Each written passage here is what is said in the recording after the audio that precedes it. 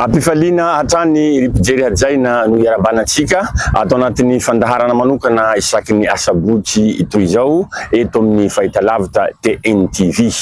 Toviso Mario Andrianandrasana no manolotra ny fandaharana ho antsika ary mitsidika ny tokantranonareo. Ampifaliana ho iaho teo no iarabanantsika isa tokantrano manaraka an'izao fandaharana zao. Eny na de mety hoe isaky ny toram-piasana koa ary satria indraindray mety amin'ny alalan'ny YouTube no anarahanao an'ilay fandaharana na amin'ny alalan'ny tambazotra serasera. Ankasitrahana hatrany ny fiarahantsika hatramin'izay fotoana lavalava no miarahana zay ary amin'ity anio ty angambany somary nivoaka ny studio ny tenanay satria nisy vahiny saikahona saitsika amin'ity anio ty mampiresaka taty amin'ny ville nefa moa noho ny antony maro samihafa dia ny tenanay Toviso Mario Andrianandrasana ihany no anolotra ny fandaharana amin'ity anio ty satria tsy azotsika atao banga ity fandaharana isaky ny sabroty satria efa manomboka misy mpijery efa atao antsoina hoe fidèle antsoina hoe fefampanaraka mpakafy an'ilay fandaharana ka tsy maintsy ezahana foana ny hanome an'izay kely avy aty amin'ny TNTV zay aroso atolotra ho antsika mpakafy ny fandaharana eto amin'ny fahitalavitra TNTV. Araka izany ary resaka tontolo ny raharaha-pirenena amin'ny ankapobeny ary amin'izay raharaha-pirenena amin'ny ankapobeny zay dia tsy afa-miala ny raharaha-pirenena ary etsy anilany koa ny resaka fanentanana antsika indrindra ny vahoaka rehetra mba handray anjara mavitrika amin'ny fiainam-pirenena. Satria inona tokotrany moa no tsy hanentanana ny olona amin'ny resaka raharaha-pirenena satria dia ny raharaha-pirenena sy ny fanapahan-kevitrin'olom-pirenena tsirairay no ahafahana manova ny fitantanana ny firenena. Ka raha hiteny hoe fandaharana amin'ity anio ty nivoaka ny studio de tena miezaka aty amin'ny plein air nankanany sary ka dia ampanajana sy ampitiavana no iarabanantsika ary ampanetretena no ifampiresahana. Loha hevitra resantsika voalohany angambany amin'izao androany izao mikasika ny raharaha-pirenena dia ny fitsidihana natao ny filoham-panjakana Andrinirina Mikaela ivelan'ny faritry Antananarivo tany Antalaha, Tamatavy sy ny maro samihafa. Ngamba iarahantsika nahita ngamba tamin'ireny amin'ny vaovao rehetra mandeha na rahantsika fa dia tomefy tokoa ny vahoaka miandrandra an'ilay fanovana ary mangetaheta an'ilay fiovana.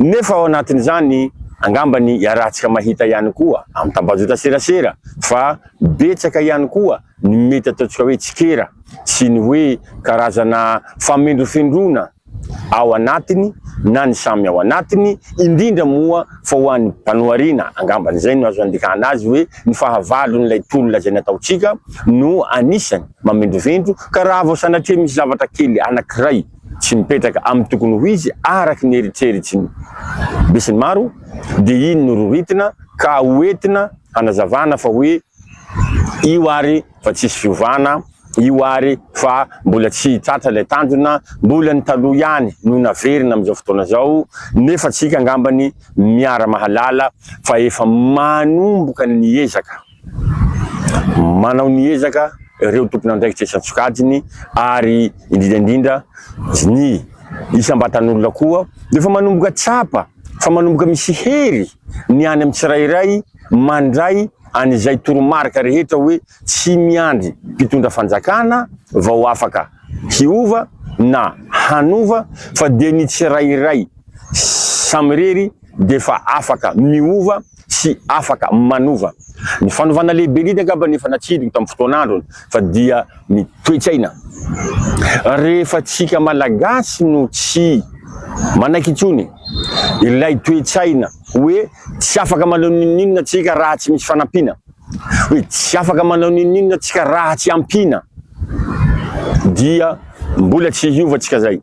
Fa raha amintsika samy gasy no efa manomboka miala zany toe-tsaina zany ka mipetraka ao anatin'ny saintsika rehetra fa fieratsika zany hoe mirehareha fa gasy ary faly fa gasy, faly fa manana tsika dia izay de fa manomboka ilay fiovana. Ny filazana hoe mirehareha fa gasy de manomboka amin'ny fankafizanao ny mpiara-monina aminao ny samby gasy mila mifankatia ka ny fankatavana voalohany de ny fandraisana anjara amin'ny fividianana ny vokatra malagasy na ny fivarotana malagasy na ny taozavatra malagasy, fa indrindra hoe rehefa mividy zavatra ka samy misy ihany de aleo mividy amin'ny mpivarotra malagasy. Ngamba azontsika ngamba ny tiako ampitaina am'izany lalatsaina sy lalakevitra tokony hananatsika malagasy zany mba hahafahatsika mandroso sy mampiroborobo ny harikarenatsika, sy mampiroborobo ny satria ny sambatan'olona tsirairay mandroso ane, ny sambatan'olona tsirairay salama, ny sambatan'olona tsirairay voky sy manana ny sahaza no mitarika fandrosoana ho an'ny Madagasikara. Ka raha heritreritra atsika hoe Madagasikara handroso fotsiny hoe amboarana trano lehibe sy ny sisa, nefa ny sambatan'olona tsy mahatratra an'izay feta, tsy mahatratra an'izay tanjona, tsy mahatratra an'izay karazana hoe fenitra tokony hananany tsirairay zay, dia very maina ihany ilay eritreretintsika hoe ho fandrosoana na koa ataontsika hoe ilay eritreretintsika fanovana. Fa rehefa ny tsirairay na de ataontsika mpivarotra anana malagasy, mpivarotra anana madinika no satria misy anana koa ngia vidy eny amin'ny grande surface eny amin'ny tsena lehibe reny. Fa maninona mo rehefa ividy anao aty amin'ny malagasy aty de be ady varotra be, gidagida be, fa rehefa ividy anao amin'ny grande surface ze avoaka avao lanjaina filigrama de fa alonao ny volana na ohatrina na ohatrina. Mety hoe eo amin'ny kalitao angambany mety tsy hitovy, ekena zany ny kalitao mety tsy hitovy tokoa, ohatrany hoe ny anana amidy eny Anosibe sy any amin'ny grande surface, ny any amin'ny grande surface fa via karakara hatramina pitsopitsony. Fa izany akory tsy midika hoe azonao atao koa ny mividy ety Anosibe fa karakaraina tsara mba hanaraka an'ilay fenitra mitovy amin'ilay any amin'ny grande surface. Satria ny any grande surface angamba mety tsapatsika fa efa misy karazana congélation, karazana fitehirizana manokana. Izany hoe mba fa tsy tenenana hoe efa tsy de tena hoe frais, efa tsy tena hoe ina moa zany tenentsika zany hoe frais zany amin'ny teny gasy, efa tsy tena hoe ara-boajanahary, satria efa misy fialonan'andro ary fa ny ampiasana fitaovana simika na ny ampiasana vata fampangatsiahana ny arovana azy na de herinandro izy tsy simba, fa ilay avy eny an-tsena viditsika tonga de le tena tsiro bio, tsiro naturaly kokoa. Bitika zany ho itsika, nefa de tena zava-dehibe ny fandraisantsika anjara am'izany zavatra zany ho anisan'ny tokantrano malagasy. Mba ny vahiny samy vahiny avy aleo fa mpividy, ny sinoa mividy amin'ny mpivarotra sinoa, ny frantsay mividy amin'ny mpivarotra frantsay, ny karana mividy amin'ny karana. De mbola resantsika koa mikasika an'izay karana zay satria betsaka ihany koa ny resaka mikasika an'io famendrifondrona sy ny hoe fanelezana vaovao tsy fantatra, marim-pototra sa tsy marim-pototra sy ny sisa. Fa faranaka aloha amin'ilay lohahevitra teo hoe miainga avy amin'ny tsirairay ny fandraisana ilay fanovana, ka raha nilaza hoe nisy fitsidiam-paritra nataon'ny filoha tany amin'ny faritany ivelana Antananarivo, de hitatsika angambany fa velombolo ilay vahoaka manomboka mahatsapa tena fa afaka geja. Ka rehefa afaka geja dikan'izay vonina hihary, rehefa vonina hihary izay le fampandrosoana andrasatsika sy eritreretintsika hoe ho tanteraka raha ao aorinao. Manaraka an'izany anisan'ny vaovao narahana teto fahitalavitra zay mbola tsy tena azontsika marina moa ny tena vaovao farany, fa amin'ny maharaharam-pirenena azy de afaka resahatsika ihany, ampandalovintsika kely fotsiny mikasika ny ry zareo etsy Ambohidahy na ny ao amin'ny lapan'ny fitsarana avo ny momba ny lalam-panorenana. Ngamba nahenontsika tamin'iny herinandro iny fa nisy disadisa tao anatiny, de nisy ilay hoe saika hisy fanovana birao maharitra, zany hoe fanovana ny mpitarika satria ny ao manko zany hoe filoha de avy hatrany de hoe mpanolotsaina avo ny manaraka azy rehetrarehetra. De nisy hoe very ny fanalahidy de tsy azo idirany de novaina ny fanalahidy sy ny sisa. Angamba taratsy ny zava-misy any anatin'ny sehatra tsirairay avy zany. Zany hoe rehefa nisy ny fiovana na nisy ny fanovana nanomboka amin'ny taritin'ireo tanora, taritsika malagasy manko fa ny tanora no hoe ny sehatra tena kianja fotsiny, fa ny tsika rehetra nanomboka niara-ny entana nanao an'iny fanovana nanomboka tamin'ny volana Oktobra 2024 de tokony hanaraka an'izay ihany koa raha ny tokony ho izy ny rafitra sy ny antanatohatra rehetra.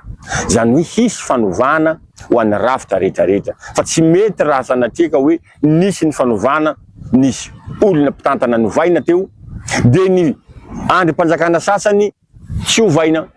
Mba tsy tenenako hoe tsy ravaina.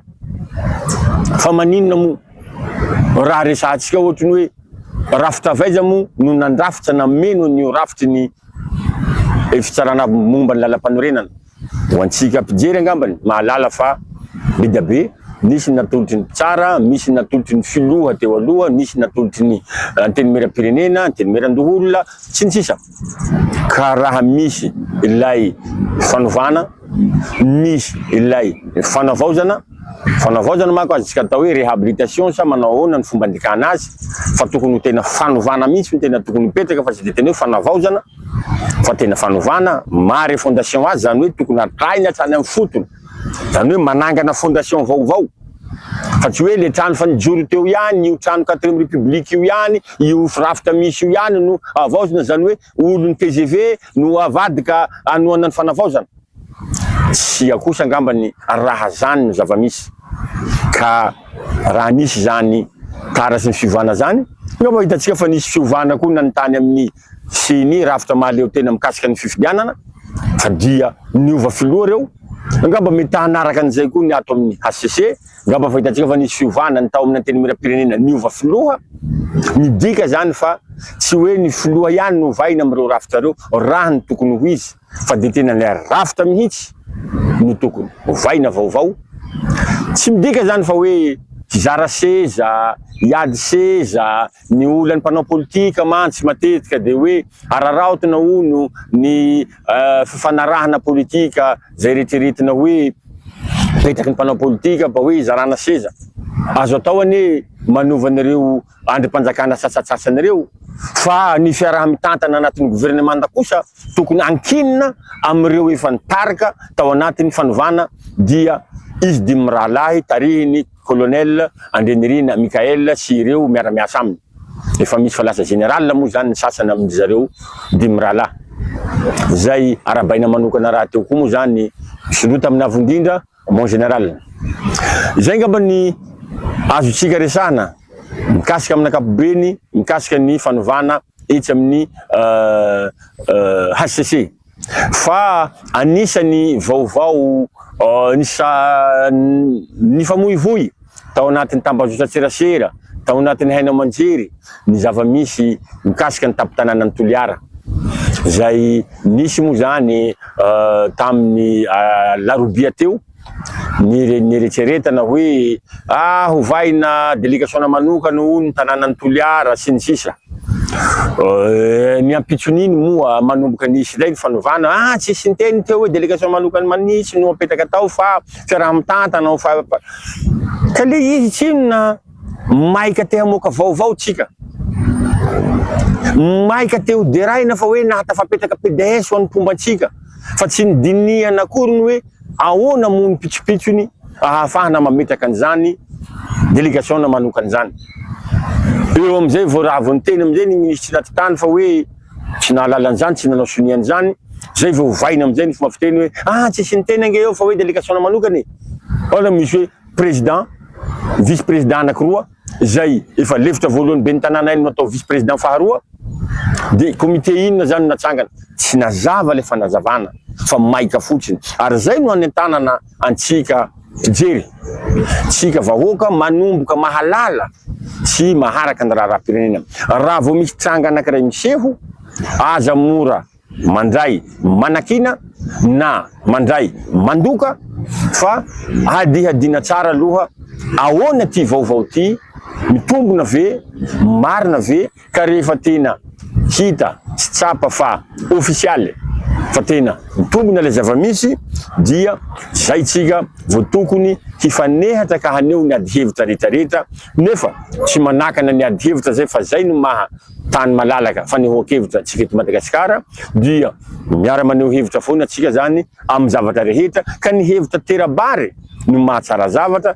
ary angamba tsapatsika fa reny fanehoan-kevitra reny indraindray mahatonga fiovan-kevitra ho an'ny tompon'andraikitra tsy indraindray na fanamafisakevitra ho an'ny tompon'andraikitra amin'ny alalany fanehoan-kevitra maro loko. Ka eto tsika dia miara-mijery hoe marina tokotrany fa misedra olana ny tanànan'ny Toliara Tapitanàna. Ny zava-dehibe ho an'ny tapitanàn'ny Toliara angambany dia ny hoe mitrotro ambavaka, mirary fahasitrana ny fahasalamana ho an'ilay ben'ny tanàna izay mitsabo tena any ivelany. Fa tsy sanatriany zany hoe hifaly amin'ny fahararian'ilay ben'ny tanàna tsika dia iny tsika fa hoe atao PD délégation manokany ny fahefana no mahamaika.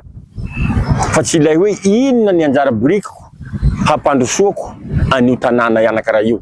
Tsy Toliara Tapitanàna ihany no resahana amin'izany fa eran'ny Madagasikara. Satria ny fandraisan'andraikitra ho an'ny tsirairay dia tsy miandry an'ilay hoe tanàna anankiray na be anao ihany no handraisana andrara amin'ny fampandrosoana, fa amin'izay toerana andalovanao rehetra, amin'izay toerana ipetrahanao ka misy ny ankohonanao, dia efa mandray anjara amin'ny alalan'ny fampandrosoana ny Madagasikara itsika tsirairay. Ka eo no anavahana mihitsy hoe tsy tokony hisy tsony ny fitenenana hoe zanaky ny avy ato ka tsy maintsy avy ato. Angambany any amin'ny fahoriana, any amin'ny fahafatesana vao hita hoe iza no milevina aiza. Amin'ny fomba gasy raha teo moa zany tsy azo atao ny mamery inona moa zany taolan-drazana nofo mangatsika avela very faty, fa tsy maintsy hoentina any an-tanindrazana. Ka ny mahazay mahatonga antsika indraindray gaga hoe misy olona heverinao zao fa avy ao amin'ny faritra anankiray nefa tena mampandroso amin'ny faritra anankiray, milatsaka ben'ny tanàna, milatsaka solombavam-bahoaka, fa rehefa tonga ny fahafatesana na ny fianakaviany na ny tenany na ny ray aman-dreny, gaga anao fa hoentina any amin'ny faritra hafa le razana fa tsy alevina eo amin'ny fasana misy eo an-toerana. Satria avy any ny andohany fa izy nahay niara-monina amin'ilay toerana ipetrahany ka nahazo sitraka amin'ilay vahoaka ary manome an'izay le tamberina fiarahamonina ka mampirindra an'ilay fampandrosoana ao anatin'ilay faritra anankiray. Eto ary misariako ny saitsika amin'izay efa miresaka an'izay hoe fiarahamientana, firahalahiana, anisany nahasarika ny Besinimaro koa nanehitany sary nasehony filohan'ny antenimiram-pirenena. Tsy teny Randriana Solony aiko ny fiarahany nakasary amin'ny filoha lefitry ny ho an'ny faratany Toliara teo aloha rahalahy Tinoka Roberto. Ho azy namoaka an'ilay sary dia tena hoe nisy mpanolontsaina raha tao satria matoa filoha anaty-mpandrakana ohatran'io dia manana ny maha izy azy nieritreritra fa dia tena hoe mety ny fanaovana izany satria rassembleur ray avao tsika malagasy miezaka mampiray ary miezaka hoe mampiseho fa na dia nisy aza ny disadisa azo ioharina zany disadisa zany. Ary ho an'ny mpijery sasany dia mankasitraka an'izany satria zany tokoa no tokony ho izy. Ary matetika angambantsika hitatsika ho an'ny faritany sasany matako sasany hoy aho fa na dia misy ny olana tsy mifanenjika ry zareo samby ry zareo fa tsy maintsy mifandamina miady anao. Fa maninona motsika raha ohatra ka ohatran'izay dolodolo erany Madagasikara tsy Toliara ihany fa na Fianaratsoa na Mahajanga na Tamatavy na Taninarivo na Toamasina samy miezaka manao an'izany. Fa na tsy kaiky ny Besinimaro fotsiny dia hoe vao tsy ampy herinandro akoriny disadisa napetrany fa hoe esorina tsy ho kambana ao amin'ny antenimiram-pirenena ilay olona nefa afaka andro vitsivitsy io miara-makasary. Tsy fantatra hoe avy am-poto koa ve zay le hoe tsisy foraty sa fiatsaram-bela tsisy sa inona no antony sa mety tombona ihany koa le hainy maro tamin'ny voalohany hoe manomboka miala le sarotava satria olona niaraka ihany fa nampanovina mission ny anankiray navitany mission satria inona tokotrany moa raha ohatra ka nisy ny fifidianana tamin'ny 3 ny rehetrarehetra nieritreritra hoe tsy tokony hanakery ary hanamaivana ny fifidianana tamin'ny 3 ny fiarahana atao hoe séance collectif des candidats raiky ambin'ny folo dia nisy candidat ray naningana milaza fa afaka hiady va ary tena tsy maintsy andray anjara hiakatra tatami satria hoe maninona Tsy maintsy anaiky eo satria tsy anaiky eo rehefa atao raha mangala-bato lay orange. Nangala-bato lay orange. Mba naheno azy ny teny ve tsika?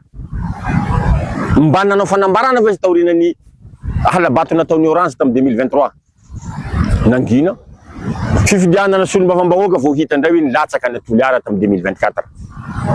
Midika zany fa misy zavatra mampiahiahy. De nangina ny maro fa hoe bon fomban'ny politika moa io hoe mety zay tokoa zava-misy. Kanjo androany ny rahatsika mahalala ny zava-misy. Misy ny fahatongavan'ireo TMH namangy tena mbirao fiasany fa de tena hoe miara-miasa. Tsy fantatra tsony hoe aiza sa mieritreritra antsika vahoaka tsy mahataka javatra ve reto miseho milaza hoe mpitondra. Enkena fa nahazo fahasoavana avy amin'ny lavindrindra matoa manana ny harena, manana ny rehetrarehetra. Fa tsy midika akory zany fa hanaovana tsinitsinina antsika vahoaka malagasy.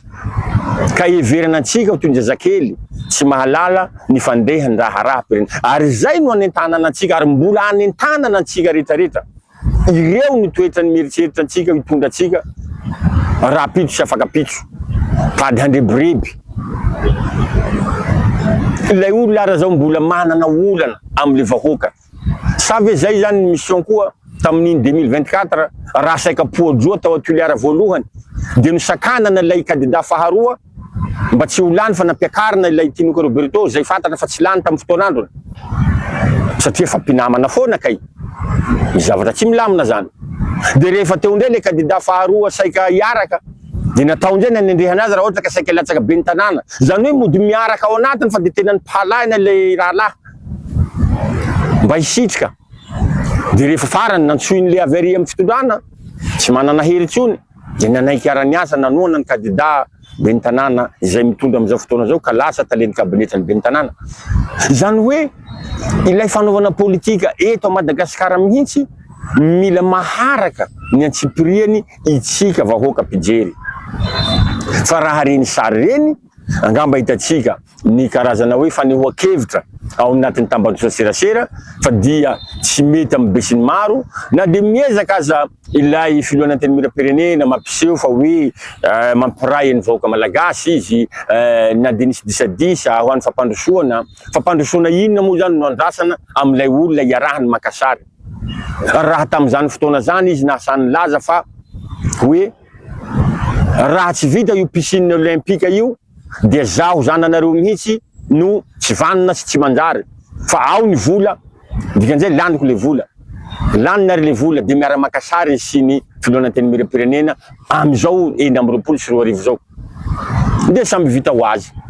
Sasana triny vava nisy ny fampikopaka ny sasana ve tany hoany samba fa nahazo ny anjara ny sasany sanatriny vava ho iaho. Zany no mampalahelo amin'ny raha-pirenena ankehitriny. Eny fa ekena fa misy tokotrany ny zavatra tokony fanazavana ndraindray tsy voatery hiady ange ny hevitra no tsy mitovy enkena zany. Ary zay tsy midika hoe rehefa tsy miady de tsy maintsy miara makasary de tsy maintsy miara mitsikitsiky mifampiatsara velatsiana zany hoe manavendrana an'ilay vahoaka no maly anao nilaza fa olona ratsy olona io olona zao androany anao de mody ndreto zahay miaraky. Sa fe tsisy olona mahay miaraky mampandroso zany am'le tanàna raha tsy anareo. Mba tsy tenenako hoe ianareo samby ratsy na ataotsika hoe tsy maninona koa ianareo samby tsara de tsy misy olo-kafa tsony zany afaka handray anjara amin'ny raha-pirenena ara-politika am'ilay tanàna na eto amin'ny firenena fa tsy maintsy reo totareo ihany no vadibadika. Ka ho antsika mpijery isa-tokantrano manaraka an'izao fandaharana zao aoka atsika mba tsy hinam-bolony am'ireny zava-misy eto amin'ny firenena indrindra ny zava-miseho eny amin'ny tambajotry serasera mikasika ny toetra sy ny fihetsika ataon'ireo mpitondra fanjakana sasatsasany zay mbola taratsiny ilay imenomenovan'ilay mpitolona hoe forongony. Itenenin'ilay mpitolona nge hoe forongony ilay izy satria ny ara-niasa ny repetrapetra ny fanohana tamin'ilay olona teo aloha nefa de androany de miara mitsikitsiky miara makasary am'ilay milaza fa nanao fanovana De aiza ary zany neritreritry ny vahoaka. Inona ary zany ny zavatra tsapatsika vahoaka mijery an'izany sary aseho zany, ka mitady hamahana valala manta na mba tsy tenenao hamahan-dalitra an'ilay filoha zany tompon'andraikitra mieritreritra mana sokajy ny vahoaka tsy mahatakatra sy tsy manan-tsaina handinika ny raharaham-pirenena zany. Ko de manintona any filohajaina Andrianirina Mikaela mba hijery ankaiky reny sosokevitra torotsiren'olona reny ho anao, zay mieritreritra fa ireo antenimieram-pirenena zay ny loko l'orange ny 20 isanjatony no hoentiny zany filohan'ny antenimieram-pirenena zany hoe reto no hoentiko manohana anao. Hanohana anao amin'inona? Ilay nitohanany ary rehefa nandositra tany Dubai tsy tanakory zay ataony de androany izy milaza hanohana anao. De matoky ve anao zany fa hanohana anao tokoa reo olona reo? Ny hoe mivadibadika manko tsy tiako tenenina ndraindray satria raharaham-pirenena tokotrany tsy nanakavana rehefa fotokevitra tsy mitovy, tsy afaka miaraka dia rariny raha ohatra ka misaraka. Hoe na de ny araka tato ka tsy mety koa de afaka mivadika ato. Ekena zany amin'ny ankapobeny. Fa raha ohatra kosa ka 3, 4, 5 anao nivadibadika de ianao rery zany no manana marina fa reo rafitra 3 na 4, 5 reo tsisy manana ny marina. Ka ianao no manana ny marina satria rehefa tsy mety aminao ny Arema de niala Arema anao de nivadika team. Tsy mety aminao ndray ny team de niala ndray anao nivadika HVM. Tsy mety aminao ny HVM de nivadika anao TGV. Tsy mety aminao ny TGV de ivadika anao fanavaozana androany. De le olona mahavitany zany tena lazaitsika hoe tena manana ny rariny izy fa ny Arema tsy nitazona fotokevitra ny alany ka niala izy. Rehefa tonga ndray izy tao amin'ny team ndray, ny team ndray tsy nitazona fotokevitra ny alany de niala tsy team ndray izy. Tonga ndray izy tao amin'ny Hervelona, tao amin'ny HVM, hery vaovao, tsy nety ndray koa ny hery vaovao fa niala ndray izy. Satria izy zany ny tena hoe olona manan-tsaina, olona manana fahaizana faratampony ka mety amin'ny daholo ny rafitra rehetrarehetra fa tsisy olona afaka miova zany eo fa de izy foana no sanatry ny vava ladiny lela. Zany no tenenana mpitondra ambony Mikaela, Prime Ministre Eritsalama Rajaonarivelo. Jereonareo ny olona petrapetraky reny olona reny. Fa angamba nitatsika angamba ny mahatonga ny resabe autiliara fa de zany fanapahan-kevitra zany. Fanapahan-kevitra tsy voadinika, apetraka PDS atao publication hoe PDS kando rehefa aveo tsisy niteny hoe atao PDS angely izy. Ahoana ny fahamatorana am'zany? Raharaham-pirenena nge ny fitantanana ny tanàna. Zay mahatonga ny hoe premier magistrat de la ville. Zany hoe lehibe ao amin'ilay toerana tanan-dehibe misy azy. Nefa dia atao kilalao sanatry ny vava ladiny lela. Ka somary masika zahay raha miteny an'izany ho antsika mpijery. Tsy hoe sanatria masika fa mba te hanana ny tsara ary te hanana ny meva ho antsika rehetra.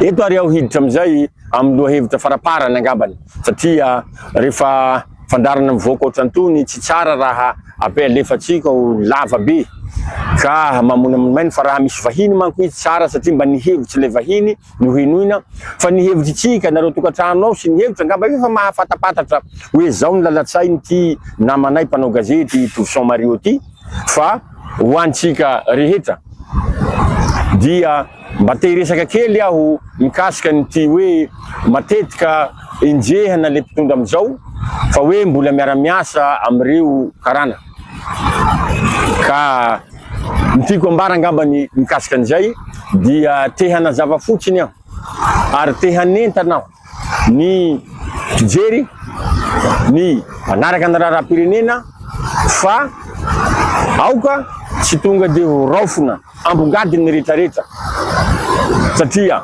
mety misy karana manao asa madio miasa tsara manampy amin'ny fo ary mampandroso any Madagasikara.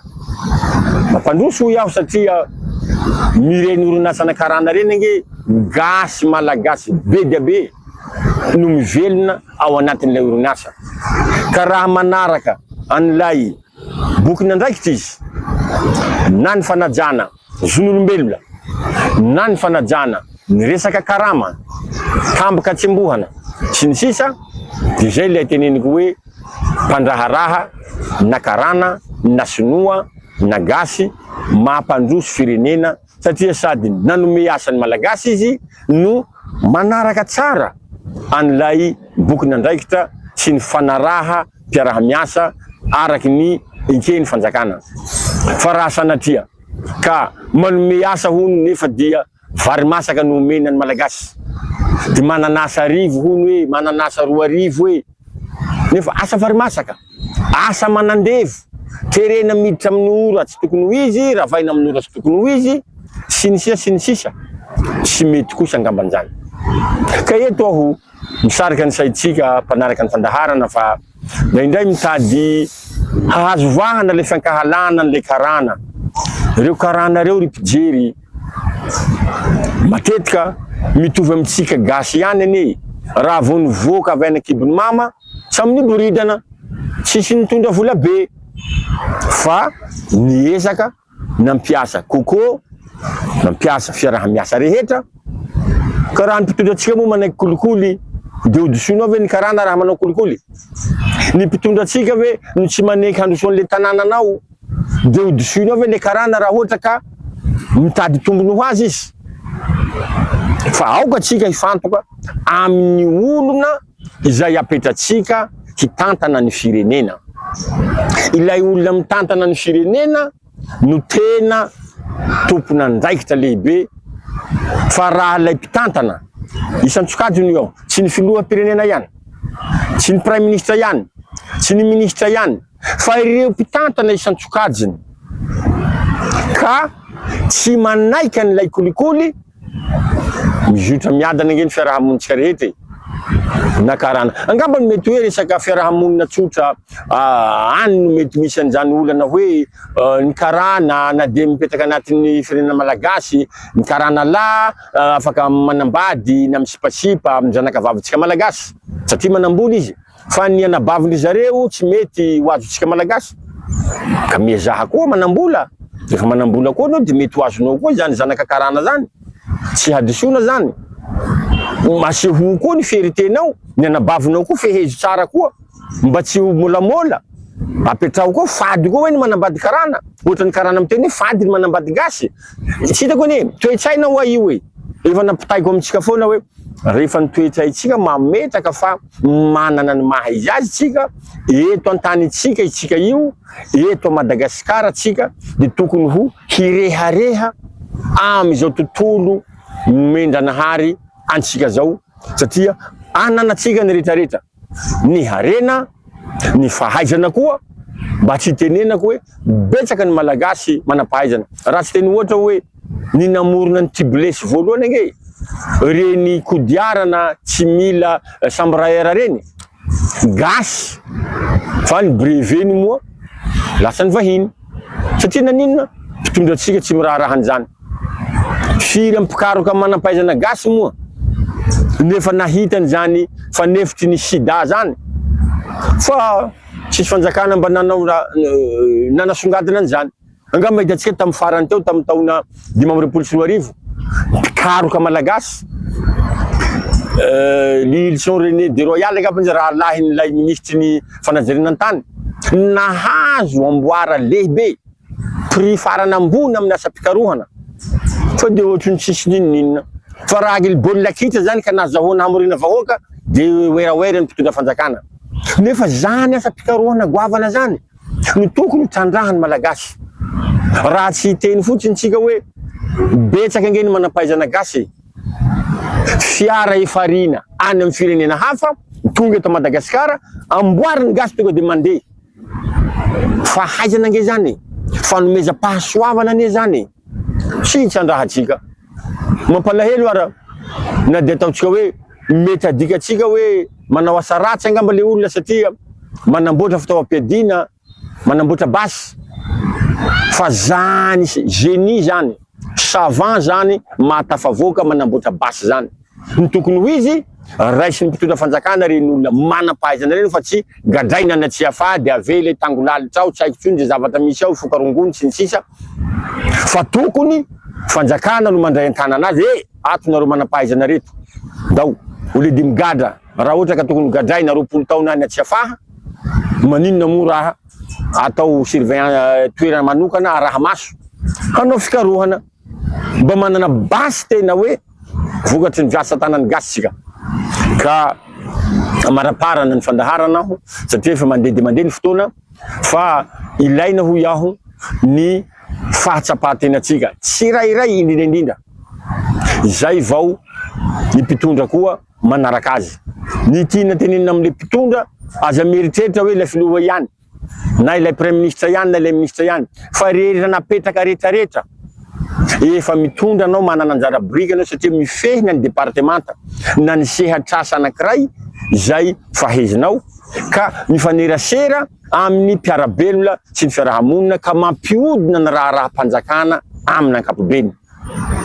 Fa indrindra moa ho antsika vahoaka aza mba dia manaiky an'ilay hoe gasika dia hitolefoka fotsiny, gasika dia hanaiky resy fotsiny, gasika dia hoe rehefa vazaha dia hindraindraina, fa tsika gasy koa mendrika patron, tsika koa mety lehibe ary tsika afaka mampiasa vahiny araka ny tokony ho izy. Zany angamba ny hoe la ripy jery hajaina fa dia maneho fisaorana antsika rehetra nanaraka an'izany fandaharana natao fohifohy tsotsotra nefa lavalava ihany koa angambany ho an'ny sasany nanaraka azy teto amin'ny fahitalavitra TNTV ary mbola manentana foana ho an'ireo mpiara-miasa, ho an'ireo mpiara-miombonantoka te hiara-miasa amin'ny fahitalavitra TNTV fa ny fandaharana toitsika isaky na talata dia tokony isaky na latsinainy no mandray fandraisam-peo ka zay rehetra zanaky ny faritra te hiditra ao anatin'ny fandaharana toitsika isaky na talata dia tokony miantso manomboka ny zoma, ny sabotsy, ny lahady mba ho latsinainy no andraisam-peo. Ho an'ny zanaky faritra zay isaky na talata fa ny fandaharana isaky ny asabotsy kosa dia tokony mandeha manomboka amizao asabotsy hariva zao ny fiantsona amin'ny laharana 034 16 225 89 raha te handray anjara ny fandaharana mba ho ny alakamisy na fahatarany ny andro zoma no anaovana le fandraisam-peo mba hialana amilay matetitetika hoe fotoana farany dia tsy tonga indray ilay vahiny ka dia makasitraka atsika rehetra izay no azona roso ho antsika mpijery toviso Mario Andrenandrasana manao velomantsika rehetra mpanaraka ny fandaharana eto amin'ny fahitalavitra TNTV mbola mitoy ny fandaharana ato anatin'ny TNTV anasana anao manaraka an'izany hatramin'ny farany makasitraka antsika rehetra.